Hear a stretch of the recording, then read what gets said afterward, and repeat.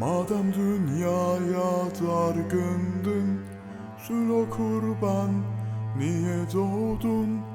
Madem dünyaya dargındın, Sülo kurban niye doğdun? Kader yolunda yorgunsun, Sülo kurban niye doğdun? Sülo kurban niye doğdun?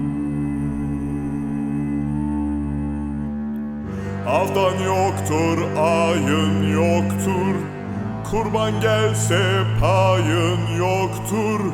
Ankara'da dayın yoktur, Sülo kurban niye doğdun? Sülo kurban niye doğdun? Kim okuyup yazar seni? Rüzgar değse bozar seni. Özen kovar mezar seni. Sülo kurban niye doğdun? Sülo kurban niye doğdun? Yorgan döşek takır takır, gözün yaşın şakır şakır. Ölüler senden rahattır, Sülo kurban niye doğdun? Sülo kurban niye doğdun?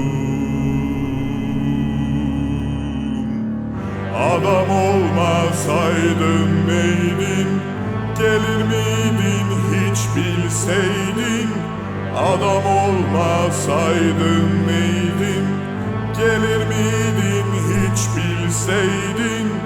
Keşke doğmadan ölseydin.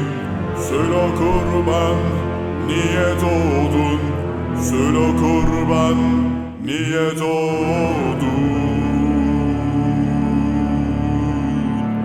Keşke doğmadan ölseydin. Sülo kurban niye doğdun? Sülo kurban niye doğdun?